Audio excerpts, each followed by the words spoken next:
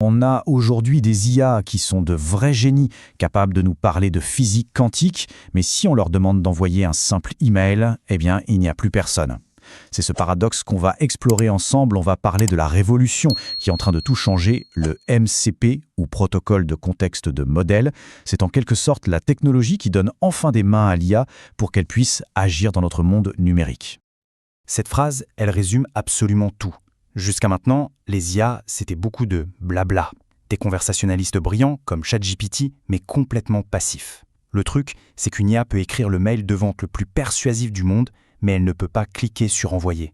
C'est cette frontière, cette barrière invisible que le MCP est en train de dynamiter. Alors comment on passe d'une IA qui parle à une IA qui fait ? Voilà notre programme. On va commencer par voir le problème fondamental, le mur auquel l'IA se heurte. Ensuite, on va décortiquer la solution, le MCP. C'est une idée d'une simplicité géniale. Puis, on verra comment ça marche concrètement. Et on finira par se projeter un peu vers un futur peuplé d'agents IA autonomes. Allez, on attaque. Le premier point, c'est de bien comprendre le pourquoi. Pourquoi est-ce si crucial que l'IA apprenne à agir ? Pour ça, il faut saisir sa plus grande frustration, et la nôtre. J'adore cette analogie, le cerveau dans un bocal. Imaginez un cerveau hyper intelligent qui a absorbé tout le savoir d'Internet. Il peut théoriquement tout résoudre, mais il flotte, impuissant, sans corps pour agir. Eh bien, un grand modèle de langage, un LLM, c'est exactement ça. Il est isolé de nos applications, de nos fichiers. En gros, il est prisonnier de sa propre intelligence. Bon, en tant qu'ingénieur, le premier réflexe serait de se dire « facile, il suffit de brancher l'IA sur les API des applications ». Les API, pour faire simple, ce sont les portes d'entrée qui permettent aux logiciels de communiquer entre eux. L'idée est bonne, sur le papier, mais en pratique, c'est un véritable cauchemar. Regardez ce schéma. À gauche, c'est l'enfer des intégrations. Vous avez N modèles d'IA et M applications. Pour que tout ce monde se parle, il faut créer une connexion sur mesure pour chaque paire. C'est un plat de spaghettis de code. C'est cher et ça casse au moindre changement. Et à droite, c'est le monde rêvé du MCP. Une seule norme, un seul standard. Tout le monde parle la même langue. C'est propre, c'est logique. On passe littéralement du chaos à la clarté. Et c'est justement face à ce bazar qu'Anthropic, l'entreprise qui a créé le modèle Claude, a mis sur la table une proposition brillante. Une solution ouverte, un standard pour que tout le monde arrête de réinventer la roue dans son coin. Alors, le MCP, c'est quoi au fond ? C'est un langage commun. Attention, ce n'est pas un logiciel qu'on installe. C'est une convention, un ensemble de règles. Pensez au code de la route. Il permet à des millions de conducteurs qui ne se connaissent pas de circuler ensemble sans accident. Le MCP, c'est le code de la route pour que les IA et les outils puissent collaborer. Voilà l'analogie parfaite. Si on ne doit retenir qu'une seule image, c'est celle-ci. Rappelez-vous, avant l'USB-C, on avait un tiroir rempli de chargeurs différents pour chaque appareil. C'était l'anarchie. L'USB-C a tout unifié. Eh bien, le MCP, c'est la promesse d'un port universel pour l'IA. N'importe quel modèle d'IA pourra se brancher sur n'importe quel outil compatible. Le mot-clé, ici, c'est standardisation. Ok, l'idée est géniale, mais comment ça fonctionne sous le capot ? On va jeter un œil à la mécanique. Et pas de panique, on va se concentrer sur l'intuition derrière le concept. C'est ça qui est important. En fait, le MCP ne réinvente rien de fondamental. Il s'appuie sur une architecture qui fait tourner tout le web depuis des décennies. Le client-serveur, c'est aussi simple qu'un café. L'IA, c'est le client qui arrive et qui dit « Bonjour, je voudrais un café ». Et l'application, par exemple votre boîte mail, c'est le serveur, le barista, qui répond « Ok, voilà votre café ».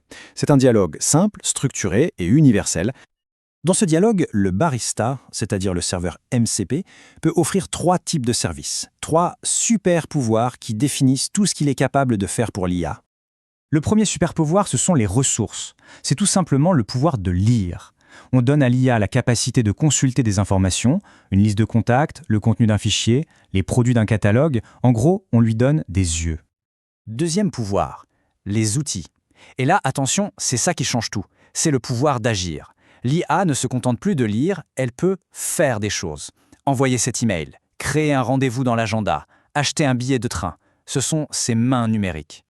Et enfin, les prompts. Ce troisième pouvoir est un peu plus subtil, c'est la capacité de guider. Le serveur peut proposer des modèles de requêtes, des starters de conversation pour aider l'utilisateur à bien formuler sa demande. C'est comme des raccourcis intelligents pour les tâches les plus courantes. Bon, maintenant qu'on a vu la théorie, lire, agir et guider, on peut se demander « et alors ?» C'est là que ça devient fascinant quand on regarde l'impact concret de tout ça. Accrochez-vous, c'est assez bluffant. Regardez cet exemple. On demande à Claude de créer un suivi de projet dans Notion. Et là, elle ne nous donne pas une liste d'instructions. Non, elle va dans Notion, elle crée la page, elle ajoute les colonnes, elle configure les menus déroulants, elle pilote l'application en direct, comme un utilisateur humain.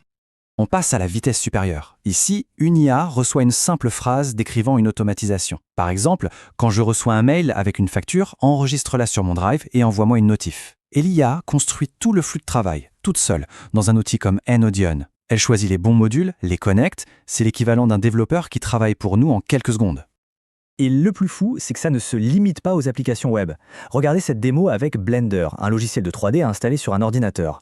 L'IA, qui est sur un serveur à des milliers de kilomètres, pilote le logiciel localement pour créer un objet 3D. C'est de la science-fiction, l'IA manipule directement les logiciels sur notre propre machine. Alors, pour revenir à notre fameuse question « et alors ?», l'impact est énorme. Le MCP, c'est le chaînon manquant.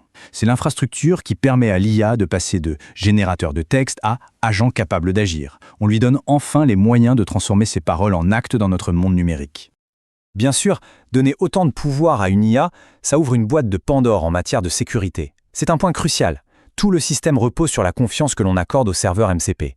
Imaginez un serveur malveillant qui dirait à l'IA « Ok, maintenant supprime tous les fichiers de l'utilisateur ». Le risque est réel. La règle d'or sera simple, ne jamais connecter son IA à un outil en lequel on n'a pas une confiance absolue. Et tout ça nous laisse avec une question fondamentale pour l'avenir.